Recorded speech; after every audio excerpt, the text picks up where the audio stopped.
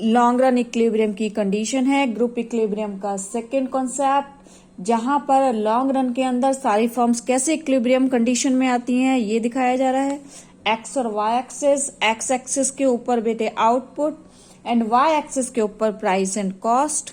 हम यहाँ पर सिंप्लीफिकेशन के लिए एमसी कर्व नहीं बना रहे हैं, जो long run average cost curve है वो यहाँ पर ड्रॉ किया जा रहा है। This is the LAC long run average cost curve. आपके लिए एक डिमांड कर्व है, जो डिमांड कर्व है आपका वो है डीडी। ये ग्रुप का डिमांड कर्व है, ये ग्रुप का डिमांड कर्व है। लॉन्ग रन के अंदर सारी फर्म्स केवल नॉर्मल प्रॉफिट के ऊपर इक्विलिब्रियम की कंडीशन में आएंगी। ये वो कंडीशन होगी जहां पर उनके प्लांट का ऑप्टिमम यूज किया जा रहा होगा। पहले स्टार्ट करते हैं शॉर्ट रन के अंदर। शॉर्ट रन के अंदर सारी फर्म्स जो हैं ग्रुप के अंदर डी डिमांड कर्व को फेस करती हैं। ए इक्विलिब्रियम प्राइस है और इस टाइम शॉर्ट रन के इक्विलिब्रियम की कंडीशन कहां पर दिखा रहे हैं, ए पॉइंट के ऊपर।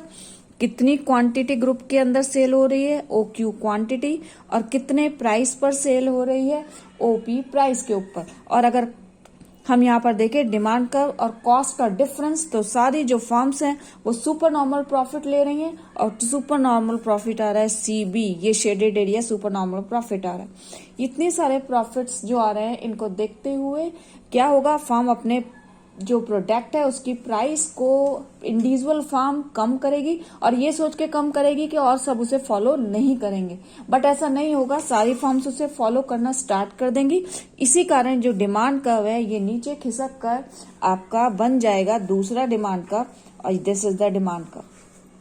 ये नया डिमांड कर्व आ जाता है डी डैश फर्म्स का डिमांड कर्व। इस कंडीशन के ऊपर लॉन्ग रन के अंदर सारी की सारी जो फर्म्स हैं वो एक दूसरे पॉइंट के ऊपर आ जाएंगी इक्विलिब्रियम की कंडीशन में, that is the A1 condition. इस A1 कंडीशन के ऊपर लॉन्ग रन के अंदर जो इक्विलिब्रियम प्राइस आएगा वो आएगा OQ1। और अगर मैं यहाँ पर देखूं A1 Q1 में कॉस्ट LAC जो कॉस्ट है वो उसके डिमांड के इक्वल है, तो इसका मतलब ये नॉर्मल प्रॉफिट की कंडीशन है। जो ये नॉर्मल प्रॉफिट की कंडीशन है सारी फर्म्स लेंगी, कोई भी एक इंडिविजुअल फर्म इसको इन्फ्लुएंस नहीं कर सकती। हाँ, ये अगर वो इसी से भी दूसरी साइड चले जाते हैं, यानी कि LAC से आगे जाकर किसी भी और पॉइंट के ऊपर अपने प्रोडक्ट के क्वांटिटी को ज्यादा सेल करते हैं, तो ये पॉसिबल नहीं है, क्योंकि इस कंडीशन में कॉस्ट ज्यादा हो जाएगी और उनके रेवेन्यूज कम होंगे। ये वाली जो कंडीशन है, इस कंडीशन में कॉस्ट ज्यादा होगी, रेवेन्यू कम होंगे। अगर कॉस्ट रेवेन्यू से ज्यादा है तो ये लॉसेस की कंडीशन होगी, फर्म लॉसेस लॉन्ग रन के अंदर इनकर नहीं करेंगे, इसीलिए फिर से प्राइसेस A1 पर ही सेट हो जाएंगे।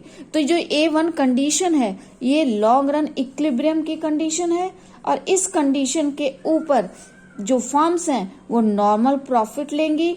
जो आपका प्लांट है उसका ऑप्टिमम यूज यहाँ पर हो रहा होगा according to Mrs Chamberlain. This is the condition of group equilibrium long run.